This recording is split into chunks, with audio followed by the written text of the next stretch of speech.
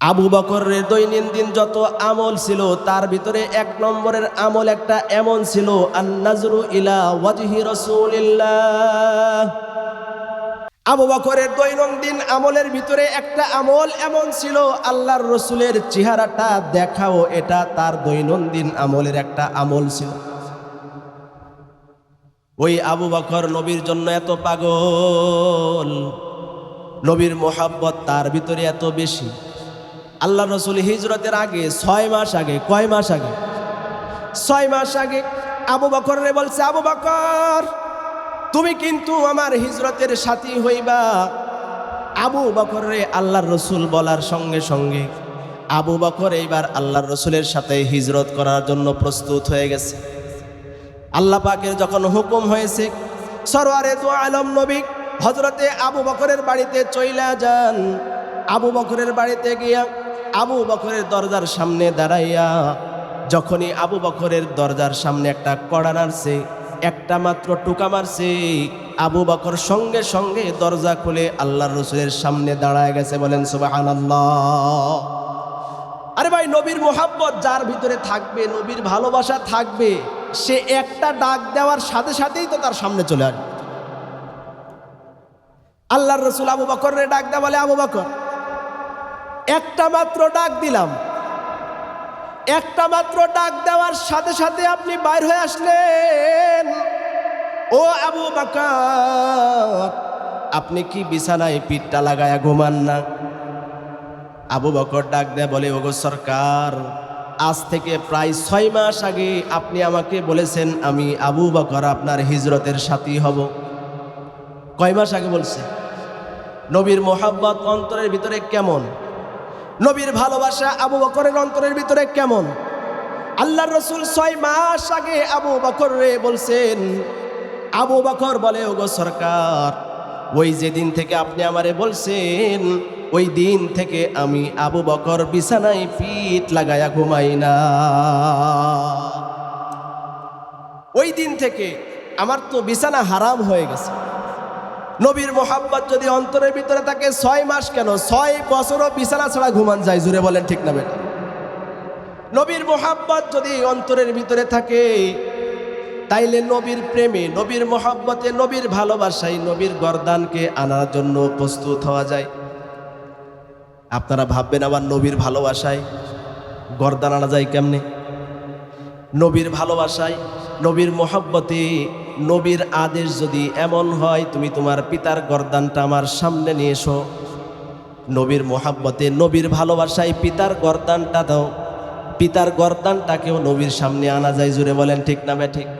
আল্লাহ তাআলা বলেন, কুল ইন কুনতুম তুহিব্বুনাল্লাহ,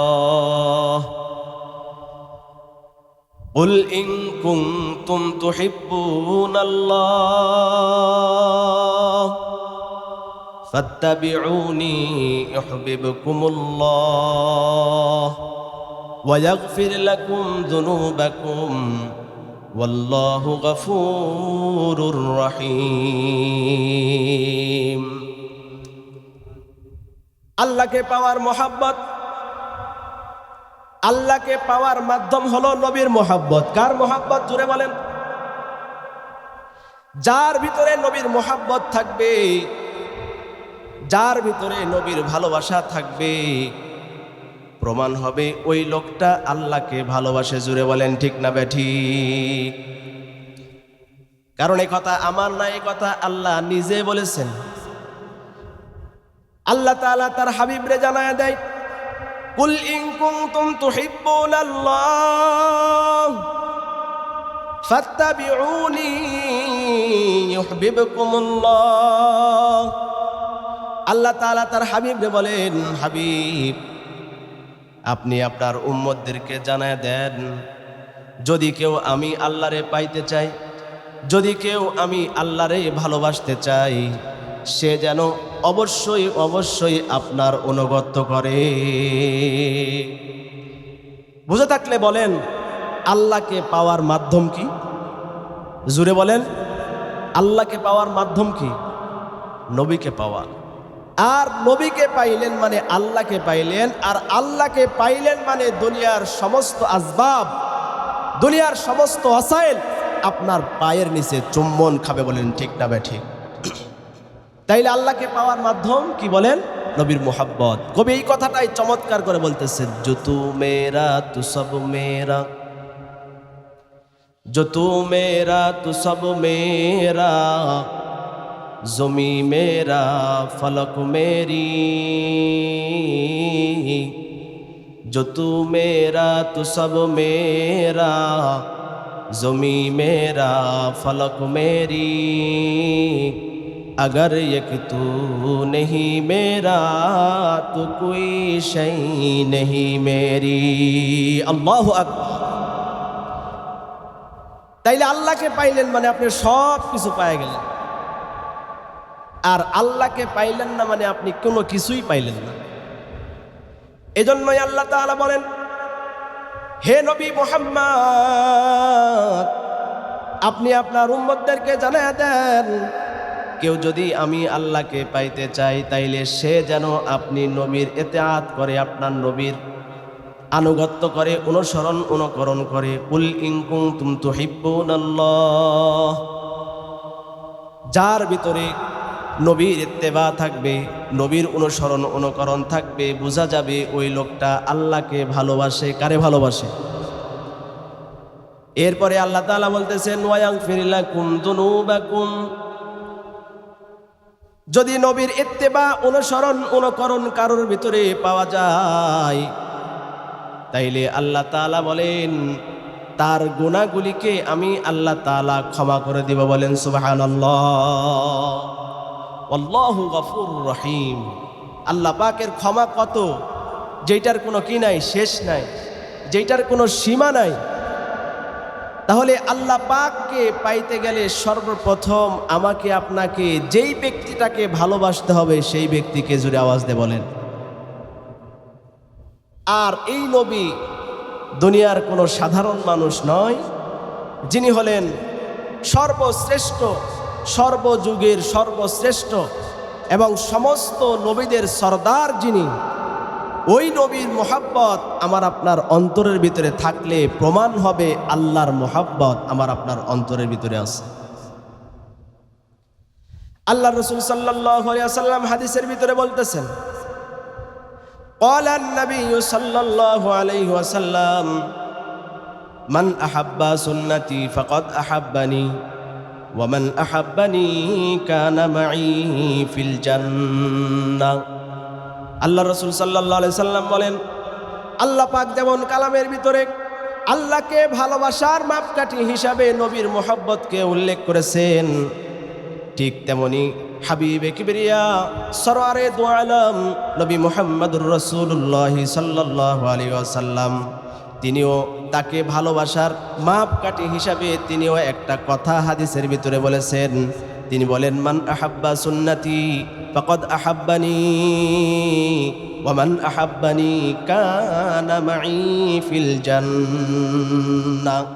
আল্লাহ রাসূল সাল্লাল্লাহু আলাইহি সাল্লাম বলেন, যে ব্যক্তি মান আহাব্বা সুন্নতি, আমার সুন্নতকে মোহাব্বত করলো, আমার সুন্নতকে ভালোবাসলো, ফাকাদ আহাব্বানি, সে আমাকে নিজে ভালোবাসলো। আল্লাহু আকবার জোরে বলেন। ওয়া মান আহাব্বানি, যে আমাকে ভালোবাসে, কানা মাই ফিল জান্নাহ, তার স্থান হবে কোন জায়গায় জোরে বলেন? জান্নাতে। তার স্থান কোন জায়গায়? জান্নাতে। এজন্য আমার ভাইয়েরা, নবীর আদর্শ, নবীর সুন্নাত আমার আপনার জিন্দেগিতে পরিপূর্ণ বাস্তবায়ন করতে হবে। সাহাবায়ে কেরাম তারা যেমন নবীকে ভালোবাসছেন, নবীর মোহাব্বত তাদের অন্তরের ভিতরে যেমন ছিল, নবীর সুন্নতের মোহাব্বত তাদের অন্তরের ভিতরে ওই রকমই ছিল। সাহাবায়ে কেরাম নবীকে ভালোবাসার যেই দৃষ্টান্ত দিয়ে গেছেন, পৃথিবীর জমিনে আর কেউ ওই রকম দৃষ্টান্ত স্থাপন করতে পারবেন না। জোরে বলেন ঠিক না ঠিক? নবীর জন্য তারা জান দিতেও কণ্ঠাবোধ করেন নাই। নবীর জন্য তারা শরীরের ভিতরে তীরের আঘাত, একটা নয়, দুইটা নয়, 70টা তীরের আঘাত সহ্য করেছে, তারপরেও নবীর শরীরে আঘাত লাগতে দেয় নাই। নবীর জন্য দীর্ঘ পথ পাড়ি দিয়েছেন, এরপরেও নবীর গায়ে একটা ফুলের টুকা লাগতে দেয় নাই। সাহাবীদের ভিতরে অন্যতম একজন সাহাবীর নাম হলো হযরতে আবু বকর, যিনি হলেন আশারায়ে মুবাশশারার পয়লা নম্বর সাহাবী, যার নাম হলো আবু বকর। কি নাম?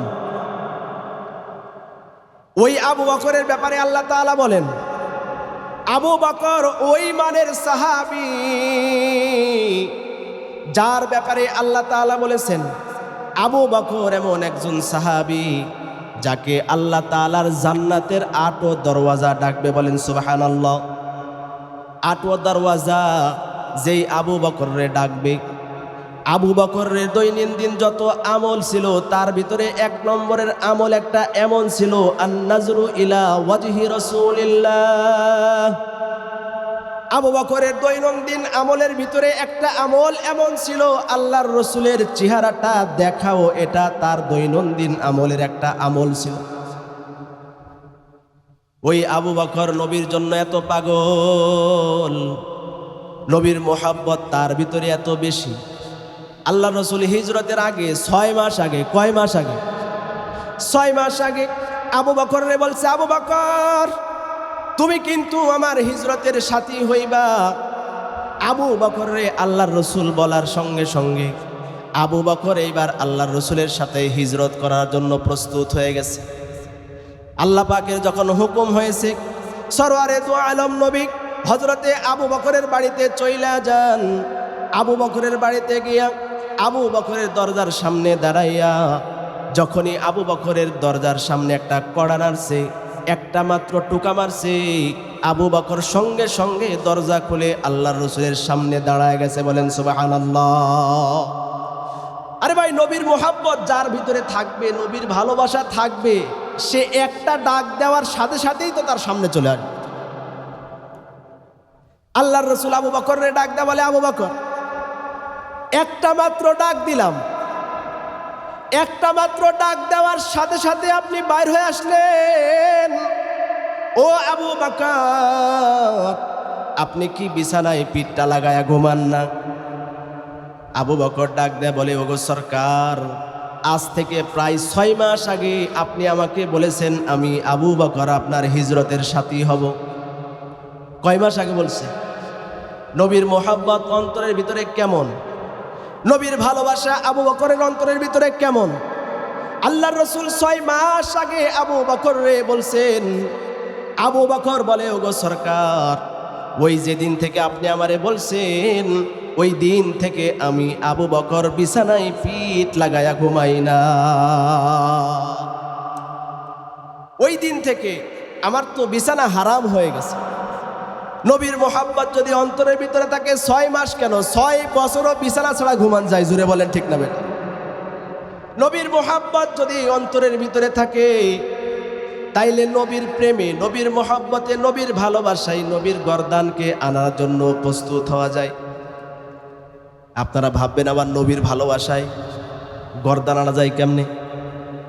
নবীর ভালোবাসায়, নবীর মোহাব্বতে, নবীর আদেশ যদি এমন হয়, তুমি তোমার পিতার গর্দানটা আমার সামনে নিয়ে এসো। নবীর মোহাব্বতে, নবীর ভালোবাসায় পিতার গর্দানটা দাও। পিতার গর্দানটাকেও নবীর সামনে আনা যায়। জুড়ে বলেন ঠিক না বে ঠিক? ছোট্ট একটা ঘটনা বলে বুঝে আসবে কথা কোন জায়গায় আছে মনে করেন। আল্লাহর রসুলের ছোট্ট একটা সাহাবী হযরতে তলহা। কি নাম বলেন? তলহা, ছোট সাহাবী। এই তলহার বাবার নাম হলো হযরতে বরা। কি নাম? হযরতে বরা রাদিয়াল্লাহু আনহু। এই বরা রাদিয়াল্লাহু আনহু তার সন্তানকে কুলে করে যখনই আল্লাহর রসুলের দরবারে যাইতেন, তখনই তার সন্তানকে কুলে নিয়ে যাইতেন। বলেন, আপনারা এখানে আসছেন, কয়জন সন্তান নিয়ে আসছেন? কয়জন নিয়ে আসছেন বলেন? কিন্তু আপনার দায়িত্ব ছিল, আপনার ঘরে যদি পুরুষ কোনো সন্তান থেকে থাকে, যে বুঝমান মোটামুটি 7 বছর বয়স হয়েছে, তাকে এখানে আনা আপনার দায়িত্ব ছিল। কিন্তু আপনি আনতে পারেন নাই। কপালটা আমাদের পুড়ে গেছে, বুঝছেন? কপালটা কি হয়েছে? পুড়ে গেছে। তো হযরতে বরা তার সন্তানকে আল্লাহ রসুল সাল্লাল্লাহু আলাইহি সাল্লামের দরবারে যখন যাইতেন, তখন তিনি তার সন্তানকে কুলে করে নিয়ে যাইতেন। কি করতেন? এবং তার সন্তানকে এইটা শিখাইছেন যে বাবা, নবী যেটা বলে এটা মানতে হয়, আর নবী যেটা করতে নিষেধ করে এইটাও মানতে হয়। নবী যেটা বলে সেটাও কি মানতে হয়, এবং যেটা করতে নিষেধ করে সেটাও কি মানতে হয়। তো একদিন হযরতে বরা তার সন্তানকে লইয়া গেছে।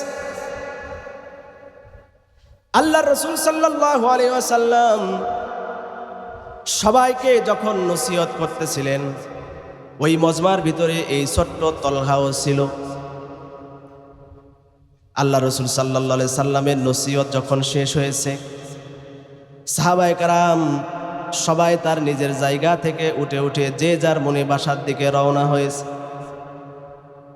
কিন্তু ওই যে ছোট্ট ছেলে তলহা, সে ওই জায়গার ভিতরে দাঁড়ায় রয়েছে। আল্লাহ রাসূল সাল্লাল্লাহু আলাইহি সাল্লাম ছোট্ট তলহারে ডাক দিছে, এই তুমি কে, এদিকে আসো। ছোট্ট তলহা আল্লাহর রাসূলের ডাকে সাড়া দিয়ে সরওয়ারে দু আলম নবী মুহাম্মদুর রাসূলুল্লাহ সাল্লাল্লাহু আলাইহি সাল্লামের কাছে চলে গেছে। যাওয়ার পরে আল্লাহর রাসূল যখন তারে জিজ্ঞাসা করছে, এই তুমি কে, কি তোমার নাম, তোমার বাবার নাম কি? ছোট্ট সাহাবী হযরতে তলহা আল্লাহর রাসূলকে ডাক দেয়া বলে, আমার বাবার নাম হলো হযরতে বরা, আর আমার নাম হলো হযরতে তলহা। আল্লাহর রাসূল বলে, সবাই যে এখান থেকে চলে গেল, তুমি কেন দাঁড়ায় রইছো? তুমি যাও না কেন? সবাই চলে গেল, তুমি যাও না কেন? তুমি কেন দাঁড়ায় রইছো? ছোট্ট তলহা ডাক দেয়া বলে, ওগো সরকার, আমি আমার বাবার মুখ থেকে শুনছি নবী যেটা বলে ওইটা মানতে হয়, আর নবী যেটা নিষেধ করে ওইটাও মানতে হয়। আমি এই জায়গায় দাঁড়ায় আছি এই কারণে আপনি এখন আমাকে একটা আদেশ করবেন, ওই আদেশটা পালন করে আপনার আদেশ পালনকারীদের খাতার ভিতরে আমার নামটা উঠাইতে চাই। বলেন সুবহানাল্লাহ। আপনি এখন আমার একটা আদেশ করবেন, আমি সাথে সাথে ওই আদেশটা পালন করবো ইয়া রাসূলুল্লাহ। আমার নামটা যেন আপনার আদেশ পালনকারীদের খাতার ভিতরে আমার নামটা উঠে যায়। বলেন সুবহানাল্লাহ। আল্লাহ রাসূল এই ব্যাপারে পরীক্ষা করার জন্য ছোট্ট তলহারে বলতেছে, এই তুমি কি আমার আদেশ পালন করতে চাও? ছোট্ট তলহা বলে যে, রাসূলুল্লাহ, অবশ্যই আমি আপনার আদেশ পালন করতে চাই। আল্লাহ রাসূল বলে, ওই যে দেখা যায় দূরে ওইটা দাঁড়ায় রয়েছে কে? ছোট্ট তলহা হাতের ইশারা দিয়ে দেখা দেয়, ওইটা আমার বাবা হযরতে বরা। আল্লাহ রাসূল বলেন, তোমার কোমরের ভিতরে যেই খঞ্জরটা আছে, এই খঞ্জর দিয়া এক্ষুনি তোমার বাবার গর্দানটা আমার সামনে নিয়ে আসো। মক্কার ছেলেরা ছোটবেলাতেও তাদের কোমরের ভিতরে খঞ্জর থাকতো, তলোয়ার থাকতো। জোরে বলেন ঠিক না বেঠিক? এখন আমাদের সন্তানদের হাতে মোবাইল আছে। কি আছে? আর কিছু থাক আর না থাক, মোবাইলটা আছে। কিন্তু তদানীন্তন সময় ওই মক্কার ভিতরে ছোট্ট ছোট্ট বাচ্চাদের কোমরের ভিতরেও তলোয়ার থাকতো, খঞ্জর থাকতো।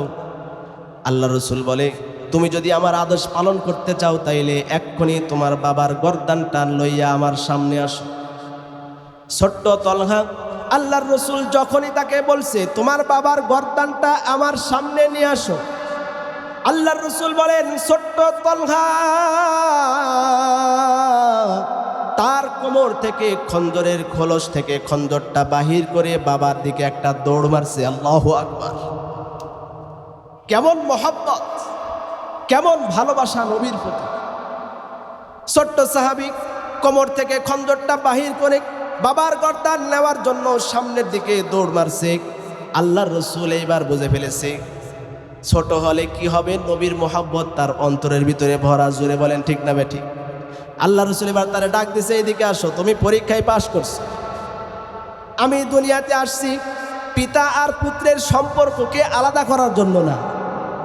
আল্লাহ নবী বলতেছেন, আমি দুনিয়াতে আসছি পিতা আর পুত্রর সম্পর্ক আলাদা করার জন্য নয়, বরং পিতা আর পুত্রর সম্পর্ক জোড়ায় দেওয়ার জন্য। বলেন ঠিক না বেঠিক? আমি তোমাকে পরীক্ষা করতে চেয়েছিলাম তোমার আমার প্রতি কতটা ভালোবাসা আছে। এ কারণেই আমি তোমার বাবার গর্দান নিয়ে আসার জন্য বলেছি।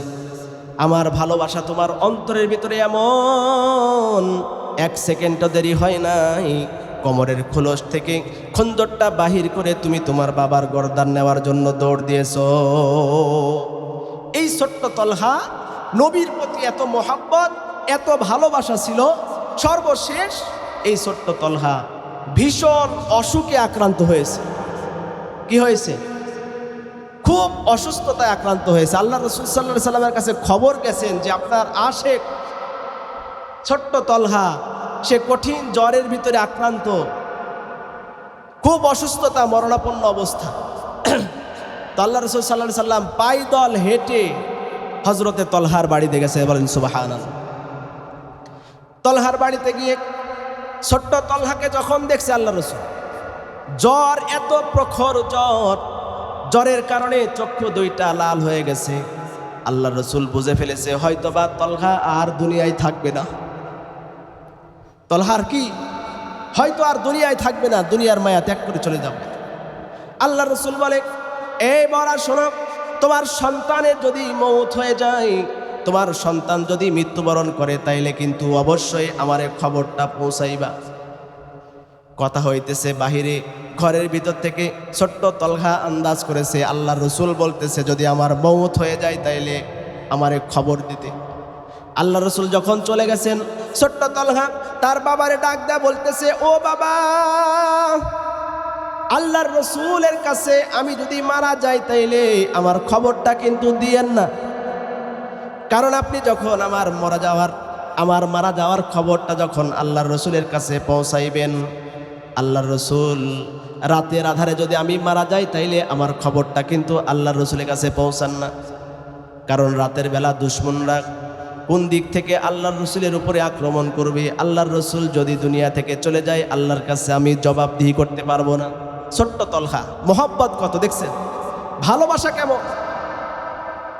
আর যদি আমি দিনের বেলা মইরা যাই তাইলে খবর দিয়েন।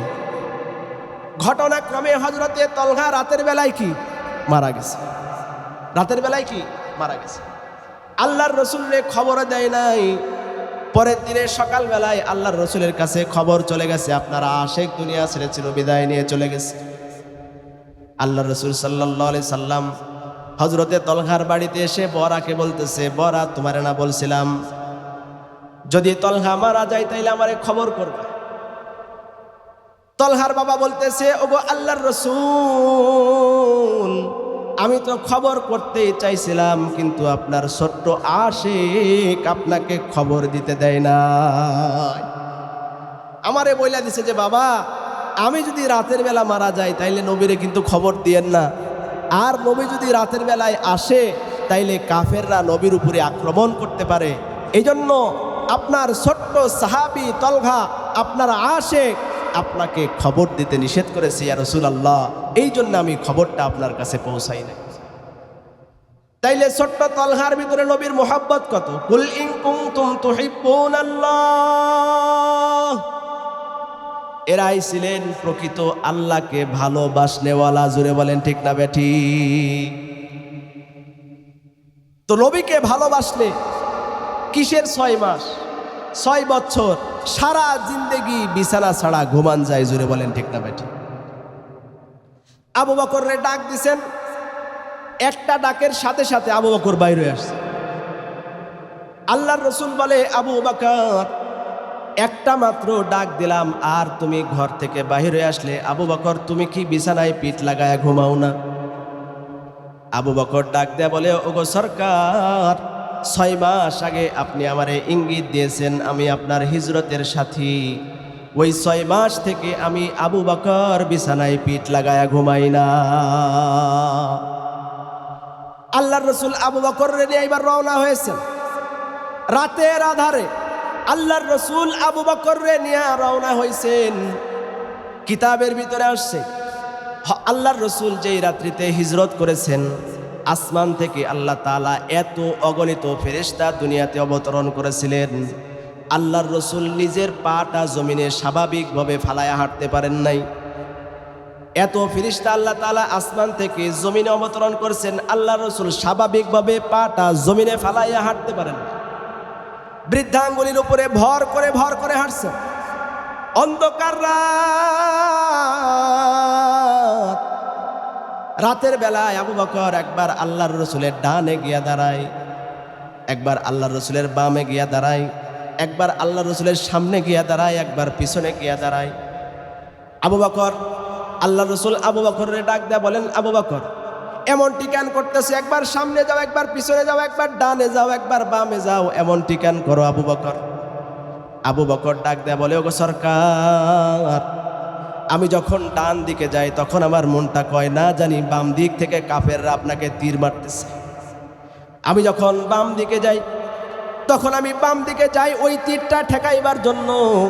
যখন আমি বাম দিকে যাই তখন আমার মনটা কয় না জানি সামনের দিক থেকে কাফেররা আপনারে তীর মারতেছে, আমি সামনের তীরটা ঠেকাইবার জন্য সামনের দিকে দাঁড়ায়া যাই। আবার যখন আমি সামনে যাই তখন আমার মনটা কয় না জানি পিছন দিক থেকে আপনারা কাফেররা তীর মারতেছে, এ কারণে আমি পিছনের তীরটা ঠেকাইবার জন্য পিছনে গিয়া দাঁড়ায় যাই। ওগো আল্লাহর নবী, আমি আবু বকর জিন্দা থাকতে আপনার শরীরে তীরের আঘাত লাগবে, আমি আবু বকর আল্লাহর সামনে দাঁড়ানোর সাহস পাই না। দীর্ঘ পথ পাড়ি দিয়ে হযরতে আবু বকর আর আল্লাহ রসুল সাল্লাল্লাহু আলাইহি সাল্লাম যখন গাড়ে সরে চলে গেছেন, কোথায় গেছেন? গাড়ে সরে যখন চলে গেছেন তো বিশাল এক পাহাড়, এই পাহাড়ের গুহায় কি করতে হবে?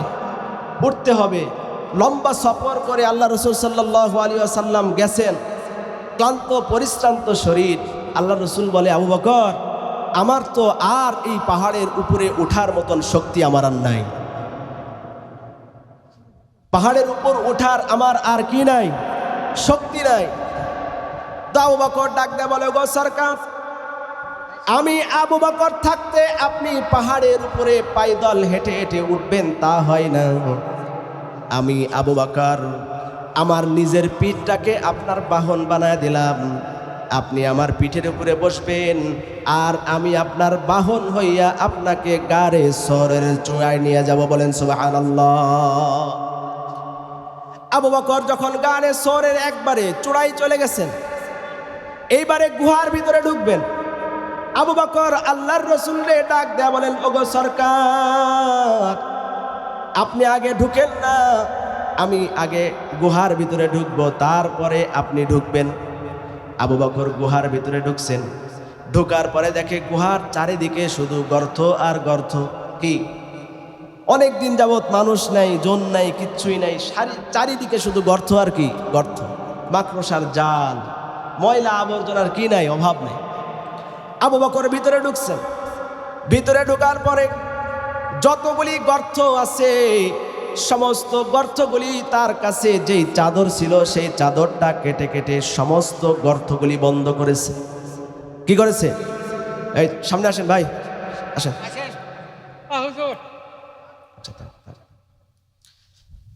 সমস্ত গর্তগুলি কি করছে? বন্ধ করে ফেলছে। চাদর আছে, এই চাদর কেটে কেটে সমস্ত গর্তগুলি বন্ধ করেছে। কিন্তু একটা মাত্র গর্ত আছে যেইটা বন্ধ করার মতো আর চাদর নাই। আবু বকর এইবার নিজের পা দিয়ে ওই গর্তটা চেপে ধরেছে, আল্লাহর রসুলকে আহ্বান করেছে। আল্লাহর রসুল ভিতরে প্রবেশ করেছেন। ভিতরে প্রবেশ করার পরে ক্লান্ত পরিশ্রান্ত শরীর আল্লাহর রসুল হযরতে আবু বকরের রানের উপর মাথা রাইখা ঘুমায়া গেছেন। আর ওই দিক দিয়া একটা বিষধর সাপ আবু বকরের পায়ের ভিতরে দংশন করতেছে, কামড়াইতেছে। আবু বকর এত বিষের যন্ত্রণায় আবু বকর তার চোখের পানিকে আর ধরে রাখতে পারে নাই।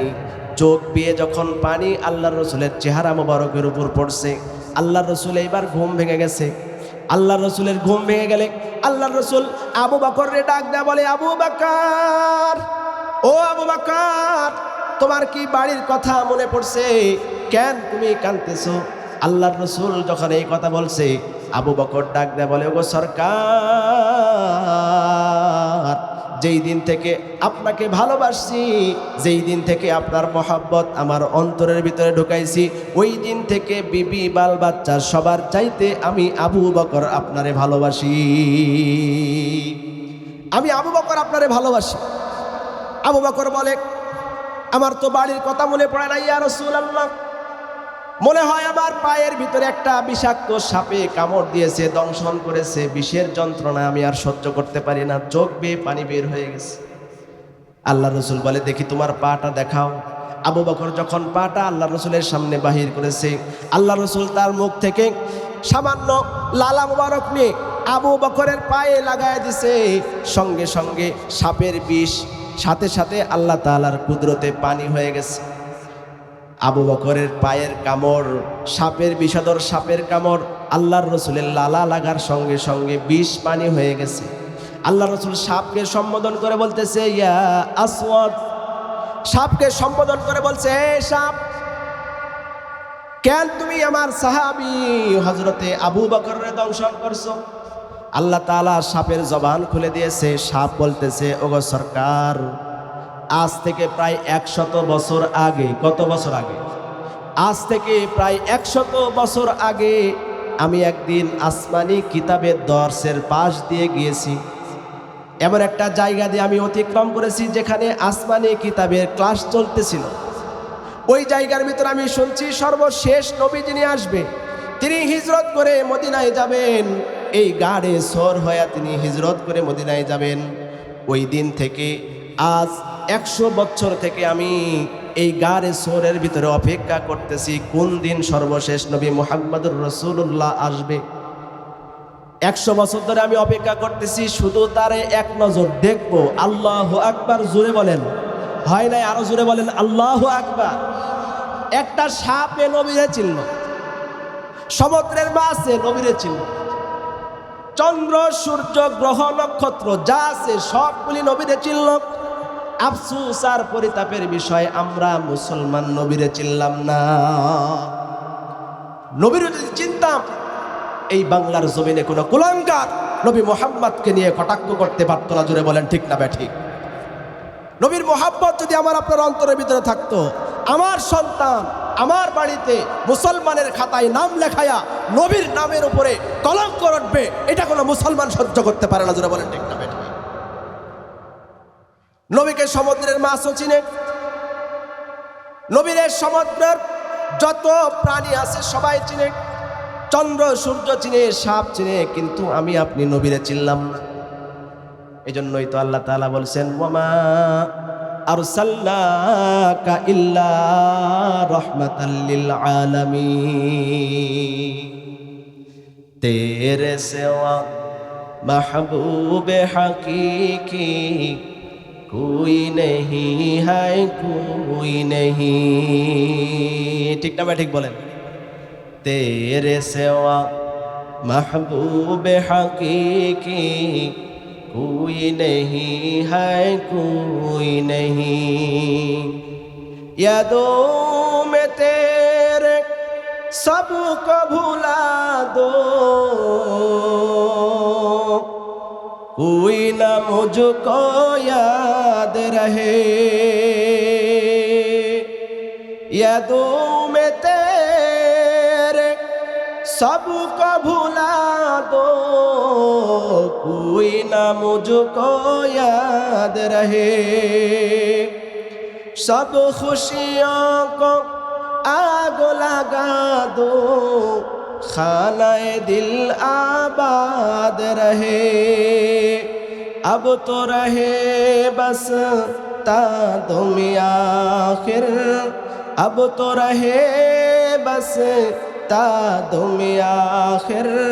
बिरद ज़ुबा आए मेरे इलाह, ला इलाहा इल्लल्लाह, লা ইলাহা ইল্লাল্লাহ। নবীর মোহাব্বত অন্তরের ভিতরে থাকা দরকার কি দরকার না বলেন?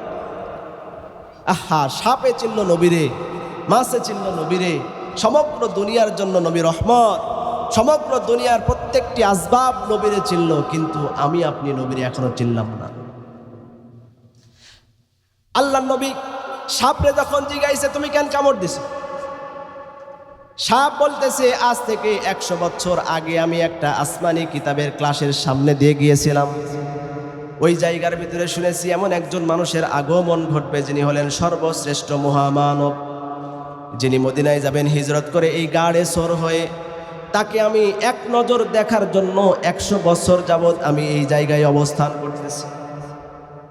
একটা ছিদ্র করি নাই, বরং কত ছিদ্র করছি, কত গর্ত করছি। কোন একটা গর্ত দিয়ে এক নজর আল্লাহর নবীরে দেখব, কত গর্ত করছি। কিন্তু আপনার সাহাবী হযরতে আবু বকর যখন সবগুলি গর্ত বন্ধ করে দিয়েছে, আমি তো আপনারে আর দেখতে পাই না। আমি আপনারে কি আর তো দেখি না। হাই হাই, 100 বছর ধরে অপেক্ষা করতেছি আপনাকে এক নজর দেখব, কিন্তু আবু বকর সব তো বন্ধ করে দিয়েছে দরজা জানলা। এখন আমি আপনারে আর দেখতে পাই না। সর্বশেষ যেই গর্তের ভিতরে আবু বকর পা দিয়ে যাইতা ধরছে, আপনাকে এক নজর দেখার জন্য ওই পায়ের ভিতরে আমি দংশন করেছি। আল্লাহর রাসূল আমাকে মাফ করে দিবেন, শুধুমাত্র আপনাকে একটু দেখব। সাপের নবীকে দেখার জন্য কত মহব্বত, সাপের ভিতরে নবীর জন্য আল্লাহ তাআলা মহব্বত ঢেলে দিয়েছেন। এজন্যই আল্লাহ বলছেন, কুল ইন কুনতুম তুহিব্বুনাল্লাহ, আমি আল্লাহকে পাইতে হইলে, আমি আল্লাহকে ভালোবাসতে হলে সর্বপ্রথম তোমাকে যা করতে হবে, নবী মুহাম্মদকে ভালোবাসতে হবে।